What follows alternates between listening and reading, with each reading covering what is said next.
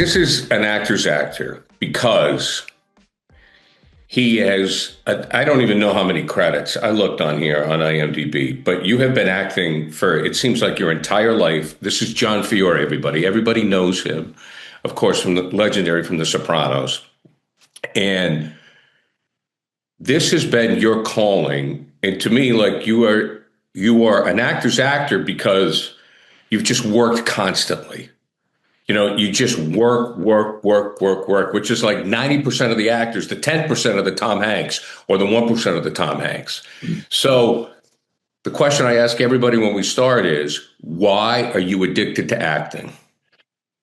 Well, once I got into it, and I didn't get into it till I was 26 years old. I was going to Suffolk University for criminal justice. I had quit college, directionless. I went 2.5 years straight and just abruptly quit. No acting in my mind whatsoever. No acting in my mind at 24, 25 years old, not even a thought. I go to graduate from Suffolk University in criminal justice. I was just getting a degree. I could care less about it. So I go to the registrar. He said, "You need to fulfill your requirements." And he showed me a column of stuff I could pick from. Public speaking, this, that. Acting was within that column. And I went, I really have to take one of these. Yep. I'll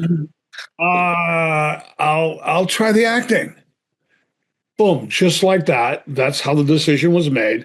But once I got into the class and started doing it for the first time in my life, there was something I felt I wanted to do that I loved. I instantly fell in love with it.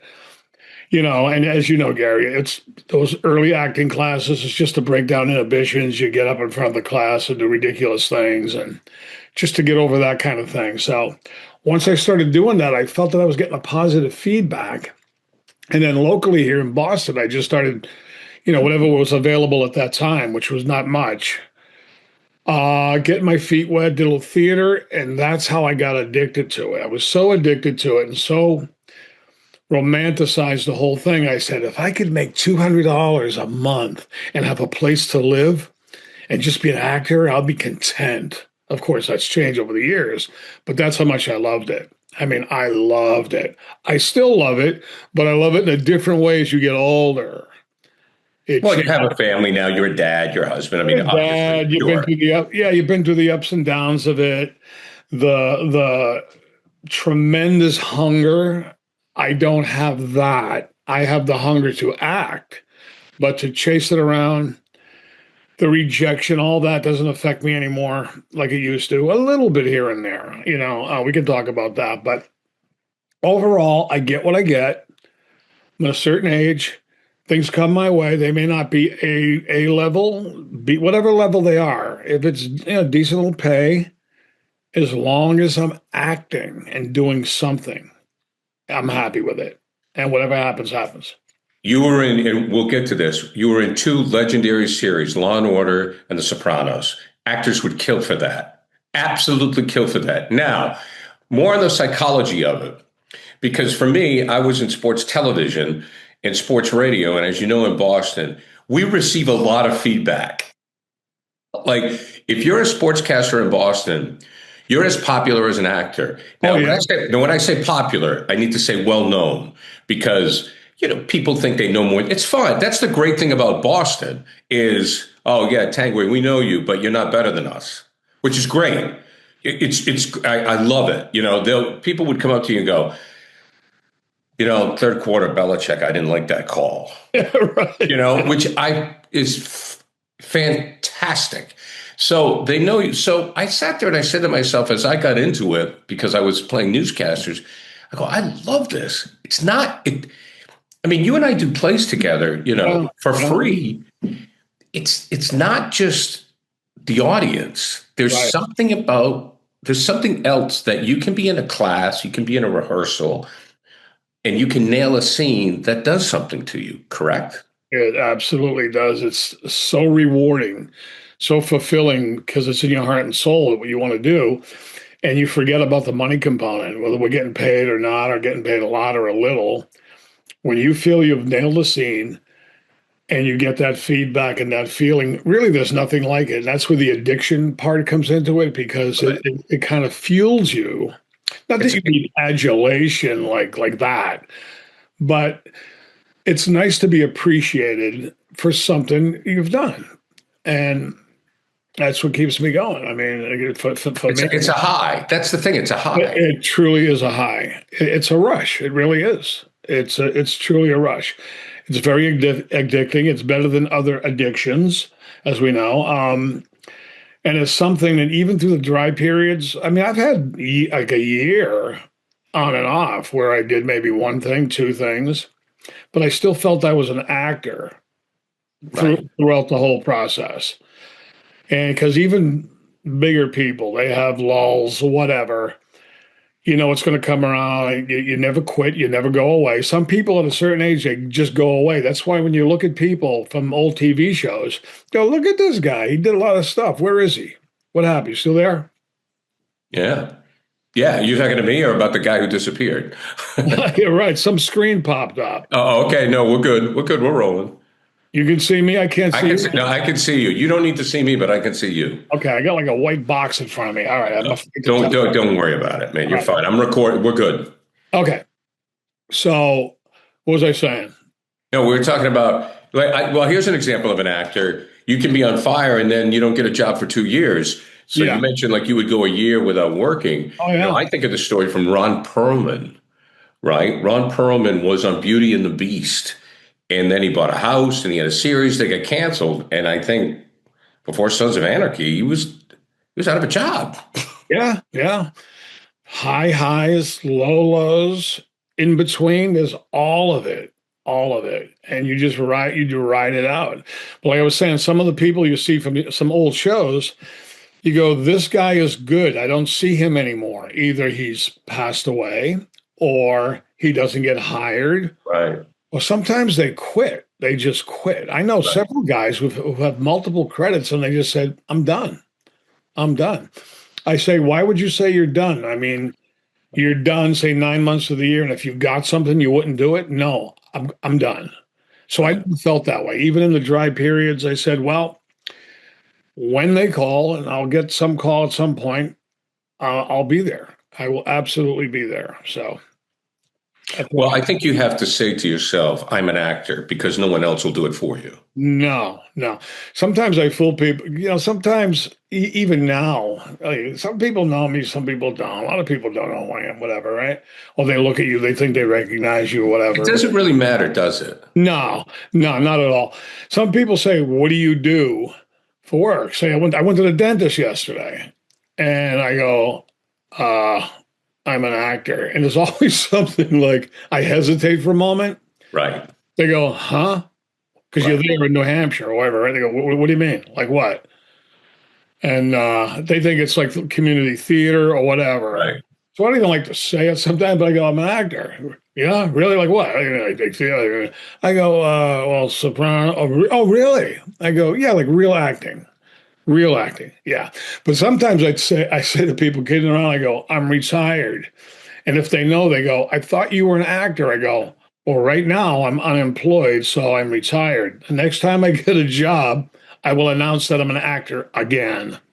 But that's half in jest. I know I'm an actor. That's what I do. Even the stuff I do, you see on social media, it's a form of expression, creativity, a primitive form of acting, whatever you want to do. Sure. And that's why I do it. Even the AI videos that I've done. Right. Truly, in this day and age, it's here to stay, getting bigger. It's a way to express yourself. Some of the ones that came out good, I say to myself, that's exactly what I would have done if I had a crew and money and a location to do it. Right. And it's in your head, and you prompt it, and you create your character, and it comes out, and you go, that's just what I would have done. Right.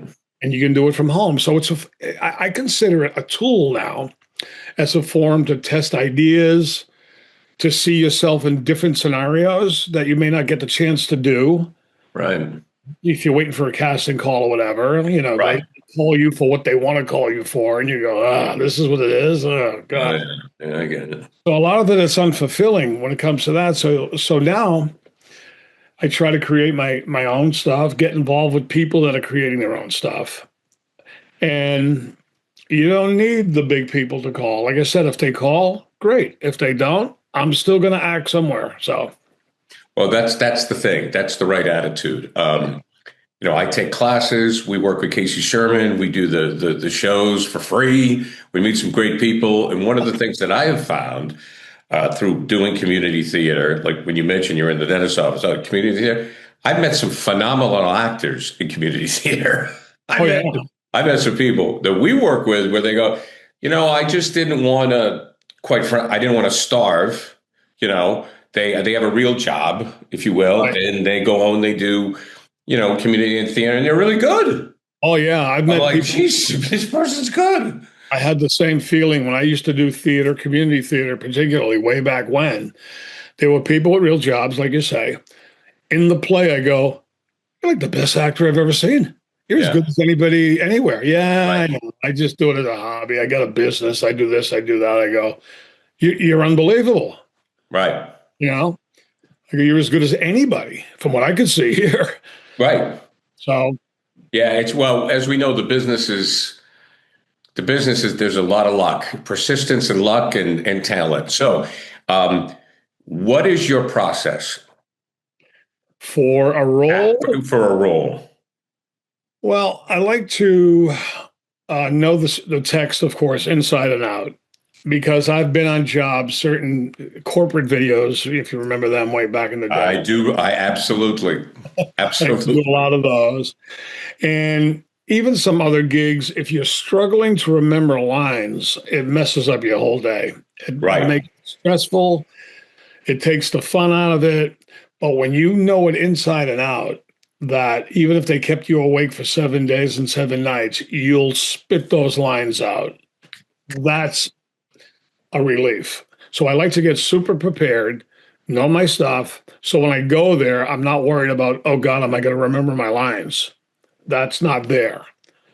So that's how I prepare number one. I just read it, read it, read it. I put it into the tape recorder. I'll listen to it in the car, whatever. Read it, listen, read it, listen. Maybe do it in the mirror a couple of 2 or 3 times, whatever. If it's a bigger role, of course, there's more preparation involved. If it's just a right, few lines, sometimes you don't want to beat it to death because some of it's formula. You're there to serve the story. There's only so much you can do with it. They're not looking for you to, do something outside the box or ad lib or anything. On some of the lower budget things, you have a little more freedom, which I enjoy. You can go to the director. I want to change this line. I want to do this. I want to do that. And at that level, they're more agreeable. The bigger things, you get your line, you sit your trailer, you do it, you leave. You know. yeah. The you're like an ashtray, like in some of them where we don't need you to act. We just need you to say 3 lines. So a Jason Clark, or an Amy Adams can have their scene. Right. Right, Yeah. right. Yeah. I mean, that's kind of the deal with it. With the hopes of maybe getting something bigger. So, do you follow a certain method? I don't follow a method. I've read the books years ago, Sure. that stuff. Try to be Meisner, Stanislavski, or this or that.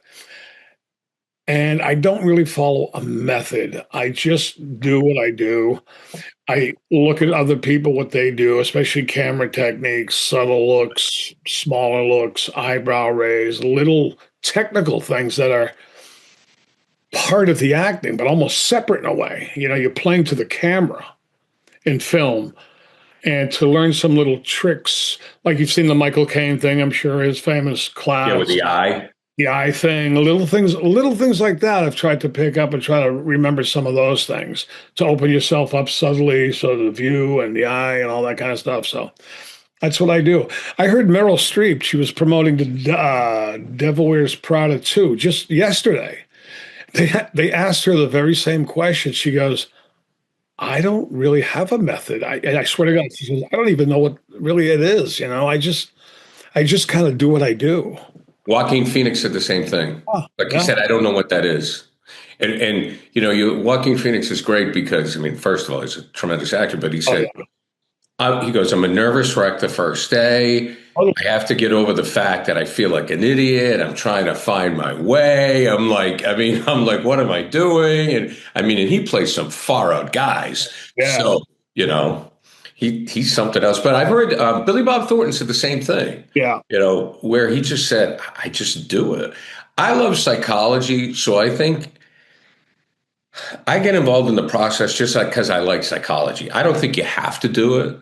Right. I'll just play around with stuff just because I enjoy it. But sometimes I do believe this because Richard Jenkins said this. Whatever you do, when you show up to set, forget it. Yeah. It's out the window. Like, Right. you got the lines down, like you said, I'm cold, and then you just go and react. Like, you just take all the mumbo jumbo Right. horseshit and get rid of Yeah. it. Because if you're on set, and I think, like, this, and if I could convey it to people, like, I remember one time, God, I was playing Shocking, a newscaster. Um, they were tight on time. It was at the studio out at the Air Force Base in Central Mass. And they were like, dude, just say it. Like, we got 15 minutes, go. I've been there for 8 hours. Yeah. And they didn't even use it. That happens quite a bit. I've had stuff cut out. You're sitting in the theater waiting to see your scene, and then all of a sudden, there's just a little tiny piece of it left. You go, oh my God, they cut my scene out. Oh, yeah. Yeah, I've had it multiple times. Oh, it's part of the deal. It's Yeah. just part of so all right. So you're at Suffolk, you fall into an acting class. So what was your first role? How does your journey begin? Okay, so my very first role was to play the Rose Tattoo at Wellesley College, which, which was a lead role. That was my first. No, that was my second. I did Streetcar Named Desire at the Arlington Friends of Drama Community. Oh man, what a great play though. I played Stanley Kowalski. Dude, you're so lucky. I mean, who And doesn't want to play Stanley Kowalski? oh my God. And I was such a rookie then, too. I often thought I would love to do it several years later, but I did okay with it. I mean, just the fact that I was able to get up there in front of a big audience and Right. know my lines and do it and have a favorable response to it. So that was kind of my first thing. Arlington, Wellesley College. I did like 3 plays there. Became friends with the artistic director over there. That was a great training ground. Of course, the corporate videos that were big, especially back in Sure. the day, they were huge, and there was quite a few of them. And they were not always techno jumble. Sometimes it was a scenario about workplace behavior, Right. where you're a father who has a drinking problem, and they're trying, So there was some acting stuff in there, not The, just. the harassment age, Bill Cosby got people a lot of work. Yeah, yeah, The harassment was big with that. Yeah, I've had to do some of those technical videos where I have no idea what I'm saying. oh no, those were brutal. Those weren't fun to me. I would do them, and I went, oh God, this is hard for me because you didn't feel like you were really acting per se. But the ones that were scenarios, it was a great training ground. And back then, it even fell under union pay. Right. It was AFTRA. So people couldn't believe back in the day when Boston had nothing. They said, "Oh, how much can you make as an actor?" I went, "I made 40 grand last year," which was a lot for Sure. acting in Boston, mind you. Right. In theater, I started doing Sheer Madness, which paid very well. Between that, corporate videos, I did a lot of commercials back in the day, a lot of regionals, a couple of nationals. And then I had Law and Order going, so I had a steady stream of residual checks coming in. And back then, they ran the residuals differently because you could do an episode of Law and Order, and I swear to God, a month later they would play it again, and you'd get the full check again. Right. So I had this sort of conveyor belt of money coming, and I wasn't killing myself. I wasn't working every day. except for the stretches I was in the theater. And I said, I'm hanging on. I'm hanging on. I used to say to my wife, am I too legit to quit? I go, I think the answer is yes. If I'm not legit, then I must quit. But I felt it was all going in a forward direction, that I should stay with it, keep with it. I wanted to do that, and I needed results, and I got some, which kept me going. Kept me going. So, how did you get the Law and Order gig? And when did you get it? So I'll preface that with this little story. Back in the Stone Age, before the internet and cell phones and all that, you used to send, of course, your 8 by 10 in a manila envelope Oh, yeah. to whoever. I did hundreds of them. And if you ever seen a casting office, the stack of pictures, it's a needle in a haystack, let's face it. And So, now they're just all on a screen. yeah, yeah. So, what I used to do, and it paid off, it seems silly now with the technology, but I would drive or fly to New York. And my strategy was to slide the picture under the door with no envelope. Right. I didn't want them to see a Boston postmark. I didn't want them to have to take the time to rip it open. I was hoping when they opened the door, my face would be like on the floor. And lo and behold, I got a call from ABC, All My Children, No shit. to do under five for them based on that alone. Did it, saw it, it went great, which gave me the confidence to then call that woman at ABC, I think it was, who was the casting director. I go, Gene, how are you? Oh, John, yeah, your scene turned out great. I go, thank you. I go, listen, how do you get an agent? I mean, I'm trying to get, she goes, hold on. Puts me on hold. Monday morning, you're going to go to the Henderson Hogan agency and see Karen Kirsch. I said, oh, thank you so much. I had a tape. I had a VHS demo tape, of course, with Boston stuff on it. Yeah. And she got that. I said, you're not going to see me guest starring on Miami Vice or this or that. That's not on there. What I'm asking you to see, and I'm hoping you see, is the potential in me to do that kind of stuff here if I had the opportunity. Boom. She gets me an audition for Law and Order right off, like within a week, 2 weeks. All right. So I go there. I think it was a one-liner. And I decided to write 4 more lines leading up to that line just to make it a little bit of a scene. Right. And I did it in front of Dick Wolf, this guy, Joe Stern, who was the showrunner at the time. Because I've done 1 2-liners, and I just said the 1 or 2 lines, and that's hard. That's really hard to shine from that. So I built this little preamble, whatever you want to call it, to lead up to my line. And it worked out, and I ended up doing 58 episodes as a recurring.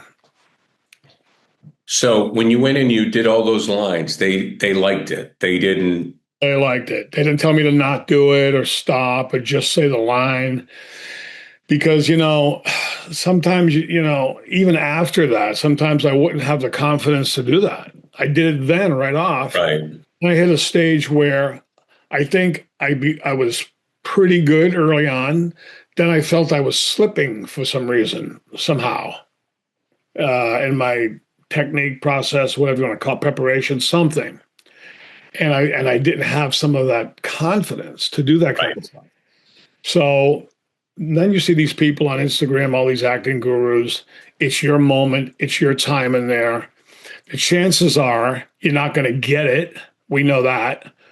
So why not go for it? Why not do something? Not if it's outrageous, it's outrageous, but do something. Take a swing. Yeah. Take a swing. I mean, yeah, I agree 100%. I agree 100% because the casting agents are people too, and they also get their eyes glazed over when they see whether it's 100 tapes or 100 people doing the same line the same way. Right. So even if you just twist it or do something a little bit different, if you're not right for the part, you're not right for the part. It may go another way. Now I'll ask you, because I have one, and I told this on a previous episode. Uh, do you have an audition train wreck? Like, Yes. because we all have them.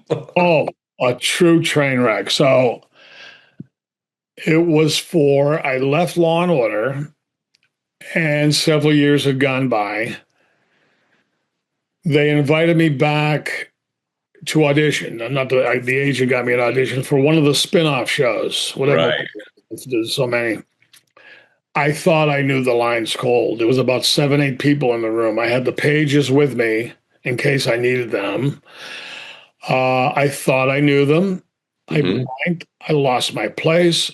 I started looking at the papers. They were out of order. I'm now panic stricken. I feel it. They felt it. The guy, I'm so fouled up. I'm flooded with anxiety. The guy goes, "It's okay, John Fiore. Take it easy." I'm like, and I remember leaving there, went outside. I sat on a bench and went, "I'm finished. I'm done." Oh my God. That's when I used to drive to New York too. I drove, Oh, sure. drove all that way to do that. Then I had to live with myself in the car for 5 hours Been there. thinking about it. Like, it's one thing to do the audition and go, "That's pretty good. If they don't pick me, that's their problem." You know what I mean? That's all I ask when I leave an audition or do one. Right. I feel good about it. The rest is out of my control. But that one I just referred to, I felt horrific. I was so fearful. I was afraid of my next audition. Yeah. How about if this happens again? Yeah. Why did this happen? So I kind of worked through that, got over that. And you get to the point, I guess it's getting older, whatever, maturing, whatever age that happens for a person. I said, I don't really give a shit anymore. I'm just going to go in there like I own the joint. Without being arrogant, just trying to like, Confident. Like, here it is. yeah, here I am. I'm good. You don't have to pick me. I just want to walk out of here feeling good. That's all. Right. And I have found what you think casting is looking for, they look at other things. They see things in you wouldn't even think of. Right. I Yeah. mean, it could be, there's all kinds of things. Oh, yeah. His voice. Where's my lunch? Oh, his hair's not right. Oh, yeah. Why did he wear that shirt? My boyfriend dumped me.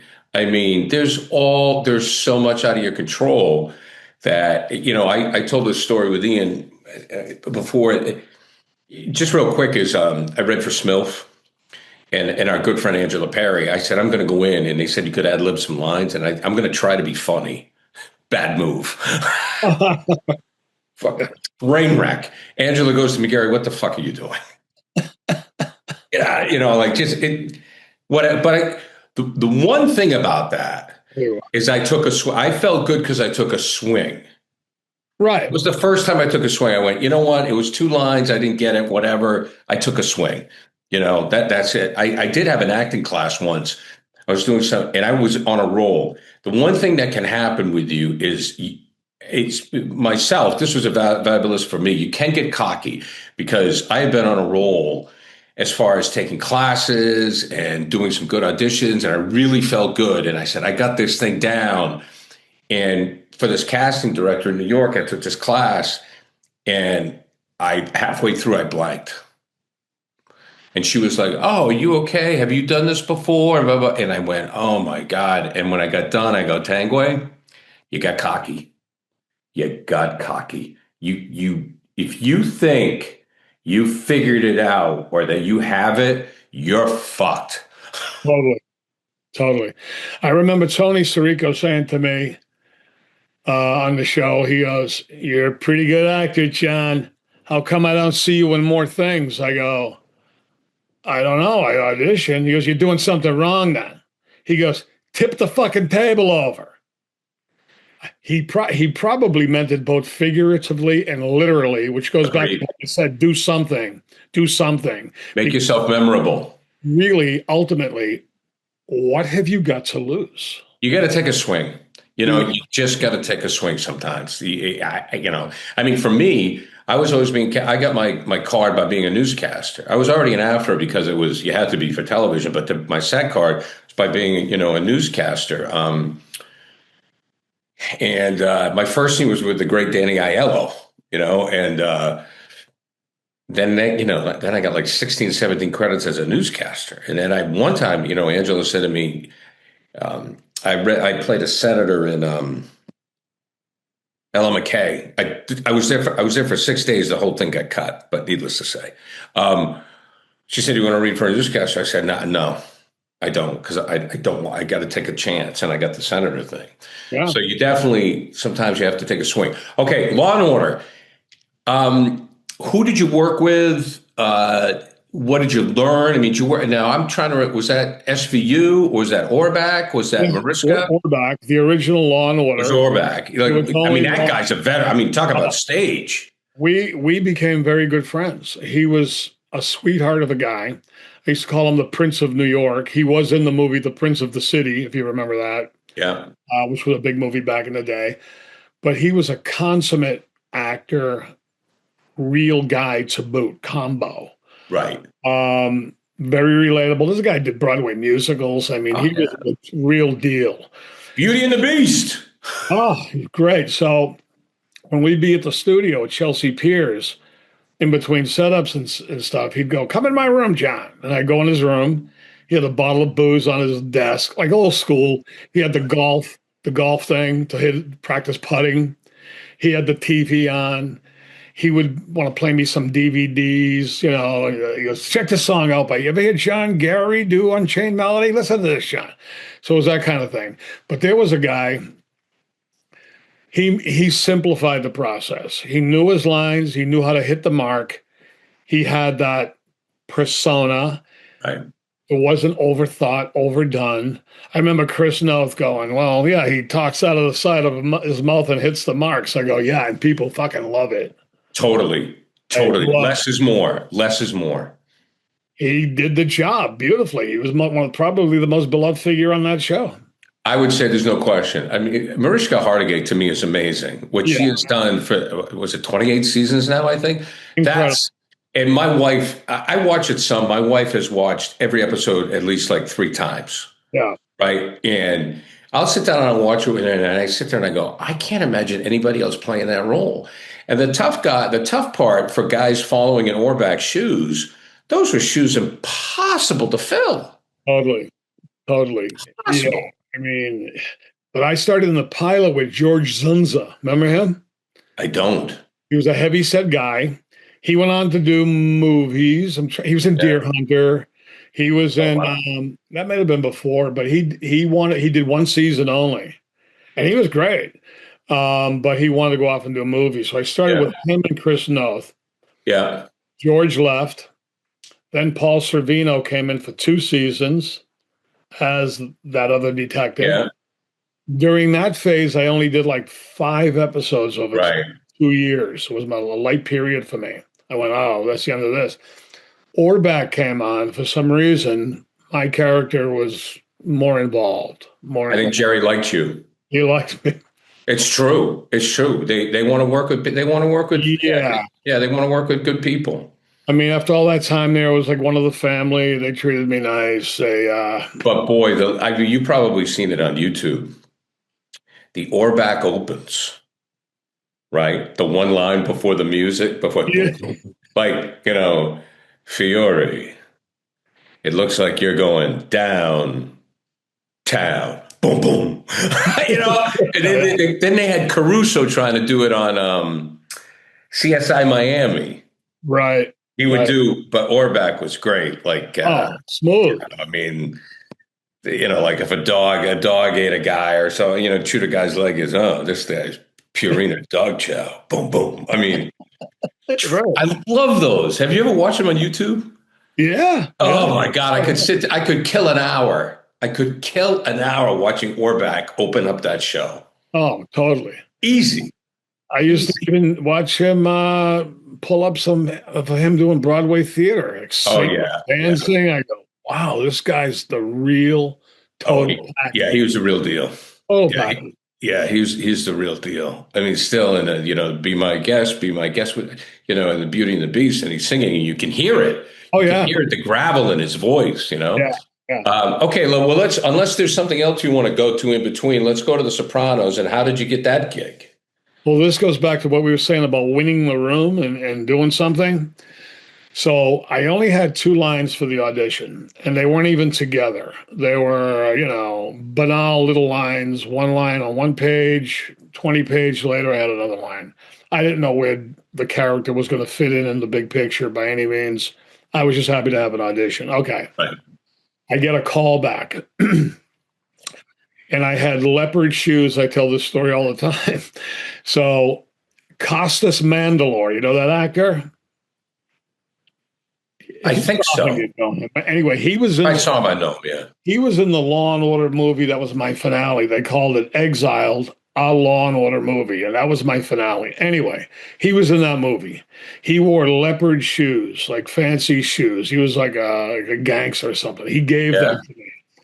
And that's not something you would, where am I going to wear those, right? So the way they described Gigi Gigi, yeah. to me was flamboyant or something to that effect, right? I go, let me wear the leopard shoes. What the hell, right? So I go to Silver Cup Studios, lines of people in the chairs, like you I'm see, sure. that whole thing. I go, that guy's here. This guy's done a million things. This guy, I'm not going to get that. Wait, I did. I said, okay.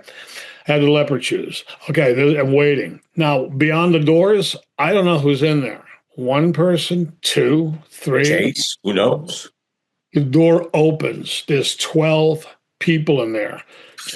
Two, and it's dead center was David Chase. Uh, Two rows of folding chairs, people, and then another row.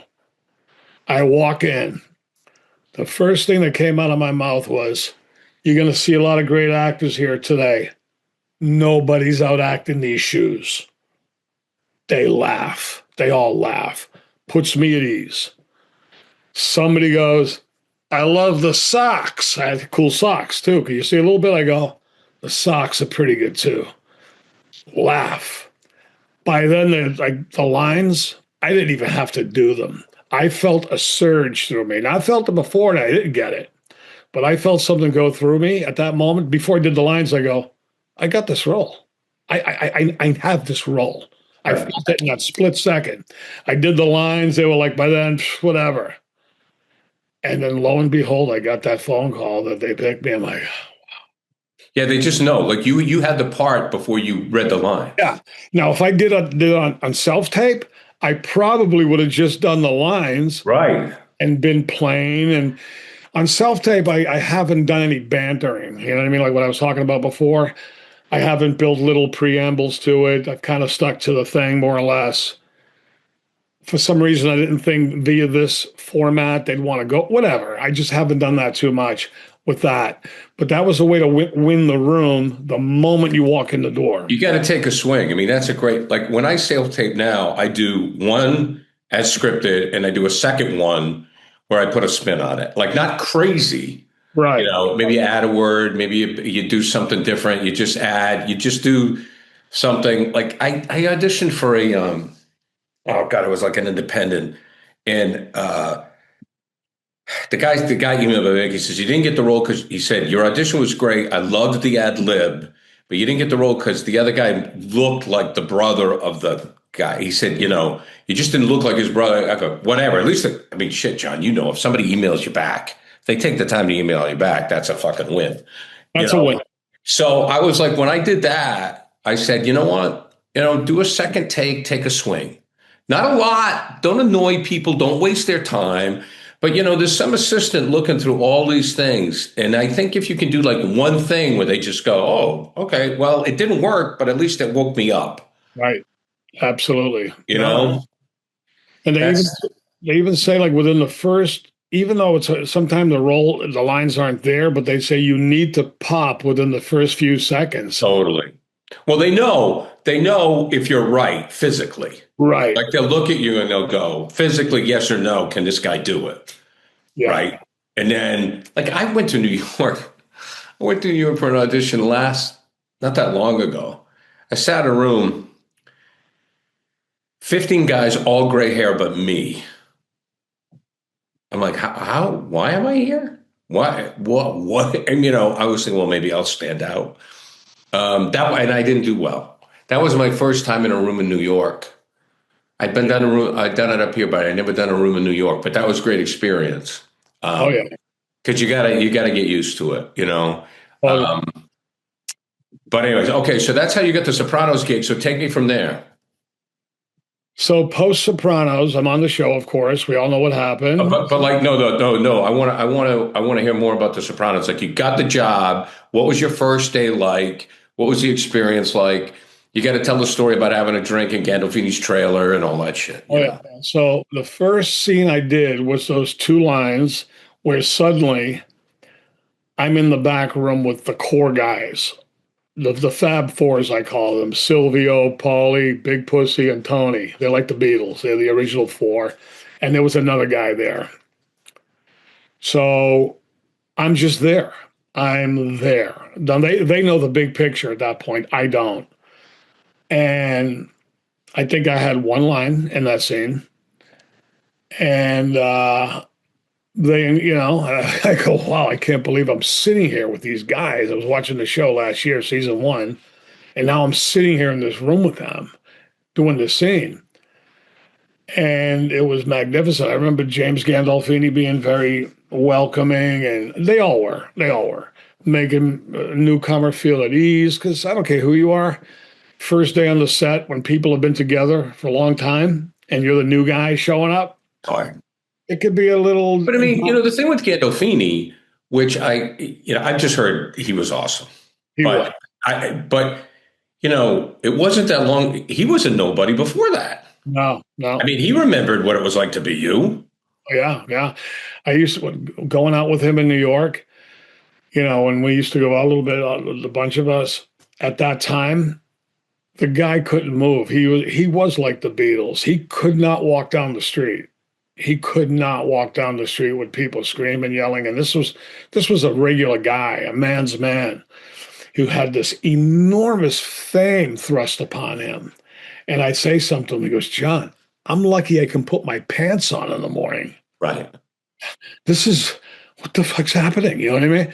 So it was like that for him. It was overwhelming to him frequently, which kind of got to him a little bit, a lot even maybe. But Yeah, I heard he didn't love it. no, because He didn't love it. I mean, he was a great guy, and I heard he was very generous to the cast. oh, Very tremendous. generous. Yeah. He gave money to the cast. That was after I was gone. When he held out for more money and the show had a year gap Yeah. and there was questions whether it would come back or what was going to happen, people didn't know if they had a job. He showed up once it was resolved. He showed up and he handed 16 people checks for like $30,000 and said, I'm sorry. You thought you wouldn't have a job. Here you go. And people are like, Yeah, he was really a sensitive guy. oh, yeah. He let me stay at his house. I'm the only one. So when we go on these panels, nobody slept in James Gandolfini's bed except me and whoever, woman or whatever. So there I was at the table read. You know what that is, where we all sit around the script, right? So we're doing the table read at the studio. And I used to keep sublet apartments 6 months. I'd have it, not have one, stay at the YMCA. I didn't care. I was a young buck. I'll figure out where I'm going to sleep when the night's over. I didn't care. You know what I mean? So at that moment, I did not have a sublet. And he heard me talking to somebody. I just really met him about not knowing where I'm staying or something to this effect. He comes over to me and goes, you have no place to stay? I go, I'm good. He goes, hold on a minute. Walks away, he comes back. He said, my assistant's going to come and give you the keys to my apartment on Jane Street in Greenwich Village. I go, he goes, I'll stay at my other house. Jesus. I go, you don't have to do that. I mean, he goes, no. He goes, what did I do? What did I do? Give you keys? A big deal. Stay there. So I stayed in his house for days. I stayed there 3 times. And of course, I'm looking through shit, not in a bad way. You know what I mean? Just what's this guy doing? Yeah. Pile of residual checks on his desk. Oh, yeah. Uncashed. Big yeah. Just like I'm going $1,000, 1,200, sitting Right. there like all over the place. He had his index cards for his Tony work. Yeah. He had printouts. I don't know who was doing this at HBO, some psychologist or psychiatrist, because of his issues on the show. Somebody would write him sort of a thesis or whatever on what Tony may be feeling and going through, just for him to add to whatever he was preparing within the lines. And he had that to study. He had his lines to study. He had the cards, and he had a little desk and all his stuff. And he Yeah, worked. he was an actor's actor. He really He was. really was. He was an actor's actor because he also did a great show with Jeff. He did a show on Broadway. Well, not Broadway because, but he was London and New York, I think, with Jeff Bridges. I can't remember. Yeah. What's his name? Jeff Daniels? Jeff Daniels, not Jeff Bridges. Jeff that Daniels, one. and then two couples, and Yeah. it was going well. He was also supposed to be John Turturro. What was it called? Into the Night. Yes. John Yes. Turturro ended up playing it because Jimmy passed, and Right. he was supposed to play that. So I really would have liked to have seen him do other things. Oh yeah, and he would have. I don't think he would have been pigeonholed. He was already trying to break out of it. He was doing some stuff in between. Yeah. He did the Mexican. He did a couple of things here and there. Yeah, the Mexican was good. He was good in the Mexican. It was good. And if he had lived, I think he would have done tons and tons and tons and Sure, tons. he would have been able to do some other stuff, maybe some comedy. So, but okay, so because I mean, you could probably talk about James Gandolfini all day long. What about? I mean, you got to sit there and you got to say, little Stevie Van Zandt is from the East Street Band is like sitting here. What was that like? He was the coolest guy. He was Well, he's a musician. Of course he was. He's a rock star. a rock star, a great guy, very welcoming. He was a musician. Well, he is a musician. Never acted before. David Chase had a thing for him. You know what I mean? He just Yeah, fell in love with him. He even let him audition for Tony Soprano. I heard that. And you can see the tape online. But ever see that little clip? All the I different. think I have a long time ago. Yeah. He's in it, and he kind of does it like Silvio a little bit. Right. But it wasn't bad either. I mean, nobody could do it like James Gandolfini. Yeah, Jimmy was. Yeah. But even the other people that did it, you go, that doesn't suck. That doesn't suck. Well, it's a good exercise for an actor, a new actor, an actor period, to realize that you can do a great audition. You're just not right. Like Robert De Niro read for Sonny. Yeah. And it's there, and you can watch it online, and that is one of the greatest actors of all time. Reading for Sonny, and you go, "Yeah, he's not Sonny. I know. He's just not." Right? I mean, you go, "That's Robert De Niro." I mean, Cape Fear. Oh, Meet the Fockers. I mean, on and on, and I go, "Yeah, he's not Sonny." he wasn't Sonny. He's a lot of things, but he wasn't Just Sonny. that's Jimmy Caan. Forget about it. I mean, The only Sonny there ever could have been. yeah. So. Well, I don't know. I don't know if there's anything. So, what about the death scene? Like, what was that whole thing like? Because like everybody, you're in a Hall of Fame list. There's a lot of guys who got whacked on the Sopranos. A lot of big names. A lot of big names. I was a recurring. Right. I had no idea where I was going, how long, any of that stuff. All I know was I got a script for next week. I go, I'm in next week. I got a script for the next week. I go, I'm in next week. And even guys like Tony Sirico and guys of that level, we'd stand around and go, am I getting whacked? You hear anything? Well, look what happened to Pussy. Right. They were asking me. I go, there they are, staples of the show. Big name asking me if I heard anything. Am I getting whacked? I go, I don't know. Am I? And it was kind of like that. Nobody really knew what was happening. They didn't even let the actors know. James probably knew stuff. But the next tier down, we didn't really know. Yeah, I want to kill you off in 2 months. No, they wait to get closer. So just 2 weeks before he gave me the call, I saw him in the hallway, David Chase. And he wasn't a very gregarious kind of Italian like Italians could be. He was more muted type. He's a writer. Yeah, it was kind of like, so he goes, "Oh, by the way, John, I love everything you're doing on the show." I went, like he patted me on the head. And I walked away. I went, "Oh, God, that's what I'm doing on the show."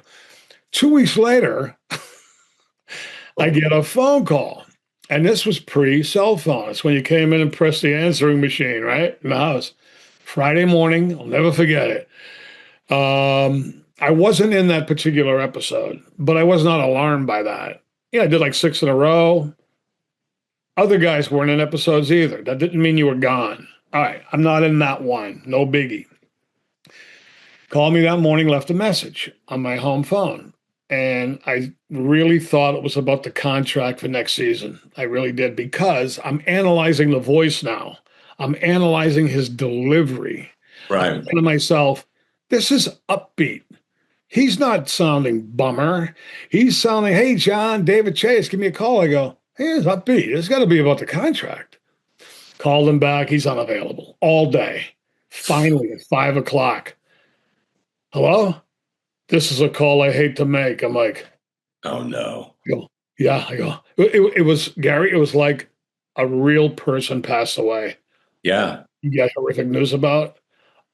I took it just like that. Well, he did too, I'm sure, because he's killing a character. I was like my jaw was. I go, "What? What?"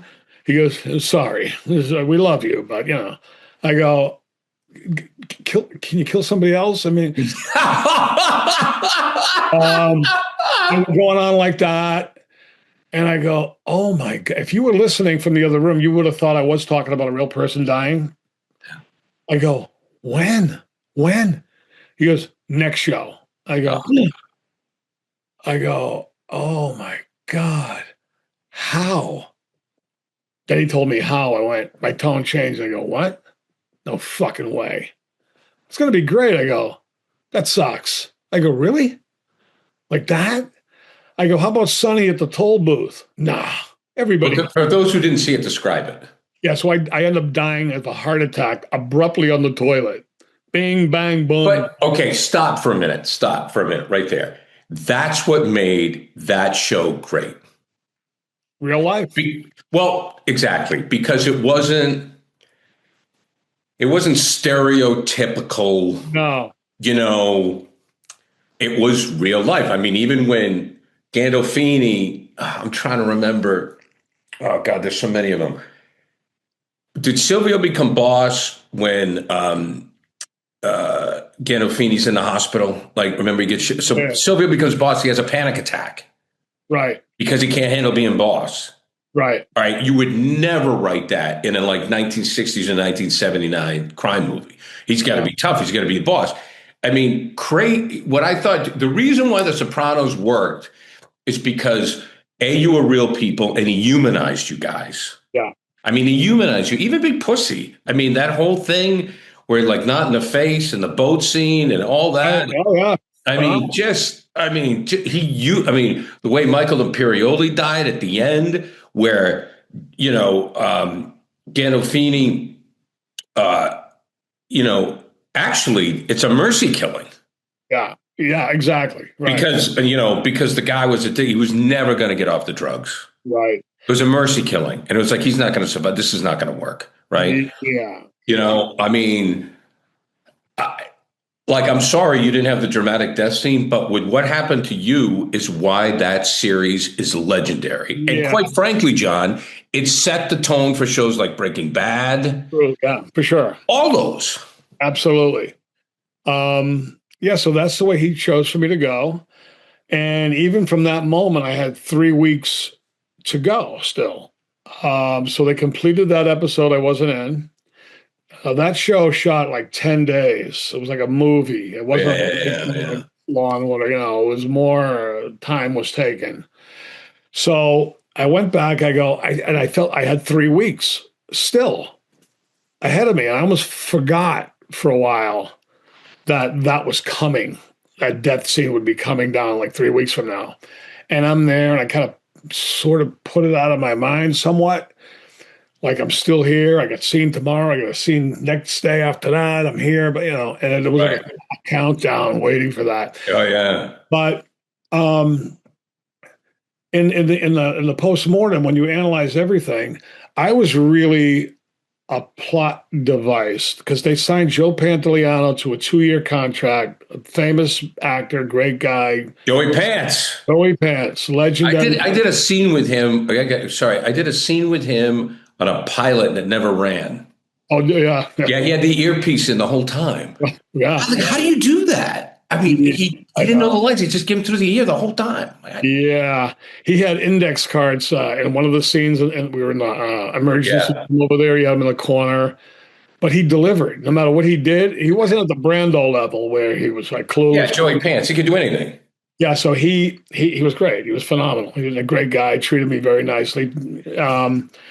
But basically, I was in his way. So that storyline, Right. I would like to have seen the conflict of me and Ralph go on a little longer and culminate in something dramatic, perhaps. But he had to ascend to the captaincy. Otherwise, he was floating in that he wanted to be captain. How long could that go? I'm there where he wanted to be. So I read more about my demise by Reddit fans who broke it down. So like when you leave a show, like the first thing you go is they think I suck. That's why they killed me. Whatever. You're thinking why'd they get rid of me? But sometimes and that was the reason the fans break it down. I'm talking like the fanatics. And some guy wrote it in such a way, and then I ended up seeing it again. Other people writing similar stuff. I was sort of in the way, in a sense. I mean, I could have like gone on to oblivion somewhere, faded out. You know what I mean? So at least there was the death scene, the finale, boom, and that's how it went down. You know? Well, congratulations. I mean, because Joey Pants, he got it too. I mean, I mean, Yeah. everybody was on that show. Buscemi, Joe. Oh my God. Oh Just, yeah. I mean, incredible. 9 out of 10. Frank Vincent with the car. Jesus, oh my God! And Frank was, I mean, a legendary scene with Pesci and De Niro, obviously. The Yeah. Shine Box. Oh I yeah. mean, oh God. Tremendous, tremendous. I mean, I'm thrilled to have been part of that show. You know, when the show was in real time and you're killed off, people go, oh, whatever. But then they're looking forward to next Sunday, as you know, Sunday night, Oh yeah. appointment TV. That's now the past. I'm gone. That's the past. They're focusing on this week's episode, next week, next season, and so forth.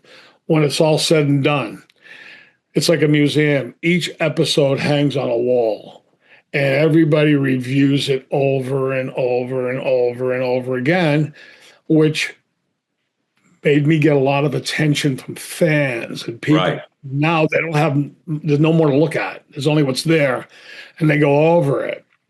And there's what I call like a Gigi appreciation or whatever you want to call it, like where people go, oh, I love that Gigi guy. I wish we saw more of him. Man, he's a real gangster, you know, that kind of stuff. So you start to feel a little bit better about it. Yeah. Well, listen, look, as you know, it's very hard to get there. And I think it's a great example in life where you just got to take a swing. You went in with the shoes. You just, I mean, I've always believed that. I mean, that's how I started in sports television. I mean, in a lot of ways, I got on Channel 4 because I don't know if I told you this when we were doing theater. I got on Channel 4 because I got drunk with the right guy. That's it. Now, I did it. You know, when I went in, I could do it. But I got drunk with the right guy at Daisy Buchanan's at 4 a.m. Oh, been there. And he goes, no. And he goes, Tanguay, I fucking love you. Next thing you know, I got bombed with the right guy. You know, the great Alan Miller.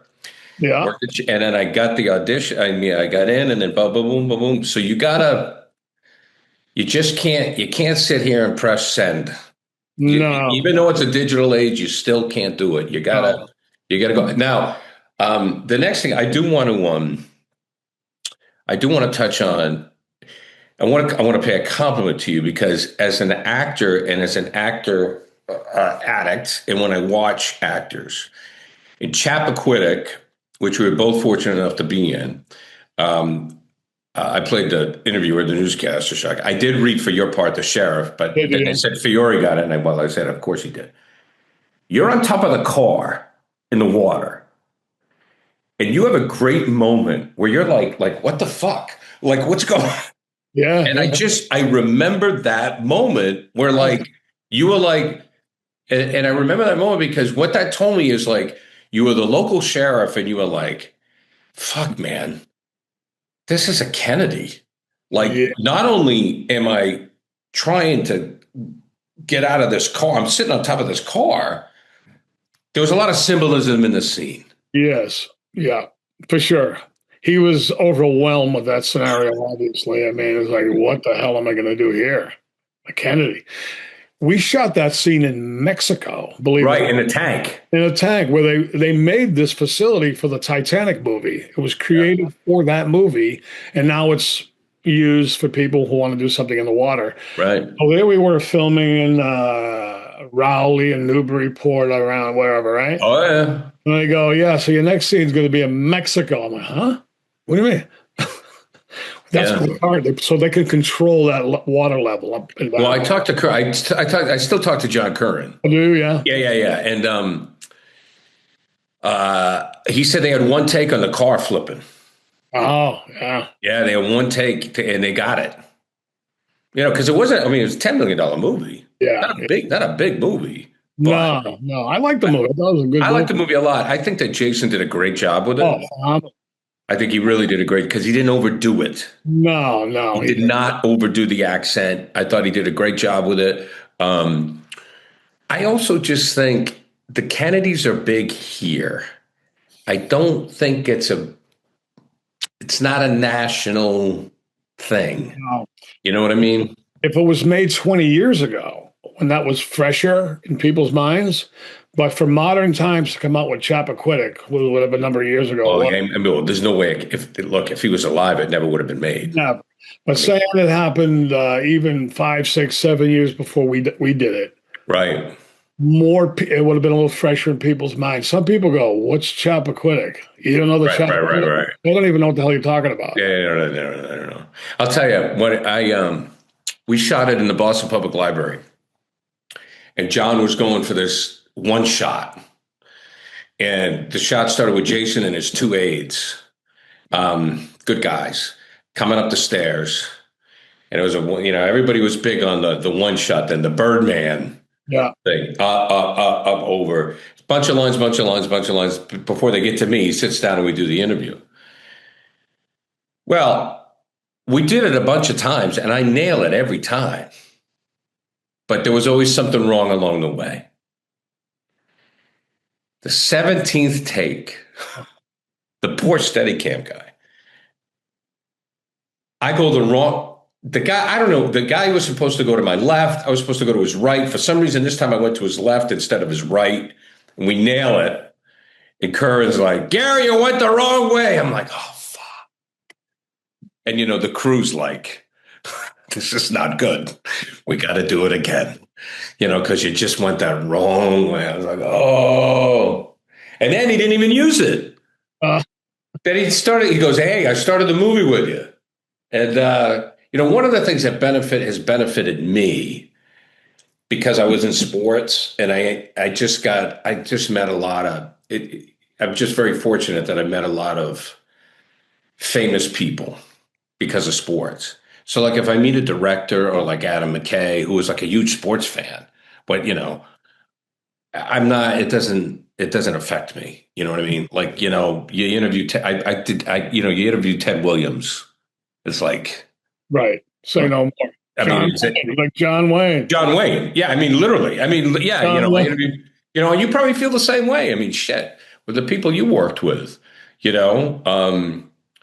and that certainly helps. So listen, John, this went way longer than I thought, That's but it was okay. worth it. It was worth it. I It got was nothing to worth it. do, Gary. I'm home thinking about what am I going to do next. No shit, man. But I do have a couple of things cooking. One of them I'm trying to get off the ground myself with a guy from Florida. Oh, great. And maybe there's going to be something there. But it's Do you want this for air, or would you like me to stop? you could air it if you want. No, Okay, go ahead. Okay, keep going. so we're trying. we're beyond trying. We are developing a thing called for now, called Mob Stories, Tales from the Inside. It's Right. called Mob meets Twilight Zone-ish. I Really? don't like the mob term so much. I wanted modern times. I wanted more like a syndicate. It's a nuance, but it's a small thing. Not Goomba, not, Right. I mean, well, as an Italian American, have you struggled with the stereotype? not really. I personally have not. I mean, Yeah. I've gotten, Some of my friends do. I've had conversations with people, but oh, Tommy DiNucci and Chad Verdi down in Rhode Island who do quite a bit of movies. they do good stuff. Yeah. They do great stuff. They've given me many roles. I think I was a gangster one time. So Yeah. I know what I can do. They give me chances to do stuff. I played a Southern guy, just whipped out an accent. I don't know how great I was. I really did it. Stuff like that. So I don't struggle with it, you know. So this thing here we're doing, it's like an anthology. They're short episodes for now. And we're going to try to shoot 2 pieces the end of June. Oh, good. More to try to get it up and see what we got. We're going to do it at a high level. I'm not going to like do a practice. You gotta have the quality, but technology now enables you to do it. Oh, yeah. Yeah. So we're going all out to do maybe 2 different 5-minute pieces Right. with full production, full everything. And that's the goal. So I got that, and I got to do a little appearances in between. Sure. And Well, the Sopranos stuff people love, don't they? it doesn't stop. It does not. They love it. If I lived in New York and New Jersey, I could be doing 20 times more than I do. Those guys down there, they're doing meet and greets sometimes twice a week, still to this day. Yeah, they make a living doing it, probably. If they don't act, they can still make a ton of money. I mean, they get good money for doing this. I went down in the Long Island to do one three. Yeah. It's $1,500, like to hang out with the guys. And then I go, you guys are doing this all the time. I'm stuck here, me and Frank doing our little things around this area, but it's okay. We're the only 2 around. Right. So we get some of it here, him and I. So, and Frank's great because he's a showman, Oh, yeah. I saw Frank do some stand up with Sweeney up on at Lenny and Mike's place on the North Shore. Yeah. Listen, any parting words? Any advice for young people who are addicted to acting? Well, I would say, of course, follow it if you're addicted to it. If you have to do something else in between or along with, that's okay. I used to think, no, you got to be a full-time actor. Not necessarily. You could still do something else if you need to, and use technology to the best of your advantage. Use social media. I've gotten so many things from social media. I can't even tell you all the crap I put up there. Yeah. Even skits with Frank, this, that. Yeah. The stuff on the beach. The beach. Guy wrote a script about that. Based on that, I'll be doing that again in a couple of weeks when I start going back to my place in Maine. I'll be doing that again. And people see this stuff. So sometimes it may be embarrassing. My wife, well, that's embarrassing. I go, I don't give a shit. I go, I'm putting up what I want. There she is. This is my wife right now. She tells me it's embarrassing. It's not. Gary says it's not. Not at all. But I got calls from it. You got to take swings. That's like your wife or my wife. You got to take swings. If you're afraid of making a fool of yourself, you cannot be an actor. You can't. You just can't. You got to take. I wish I could tell you. I go, look. You're looking at De Niro. I go, that's knowing De Niro and Scorsese. That's probably the 25th take. Oh, yeah, easy. I mean, so like you got to take swings. That's what I tell my kids. Take a swing. You have to tip the fucking table over. That's right. Dump the spread, baby. Tip the table. Tip it over. John, great talking to you, my friend. Gary, same here.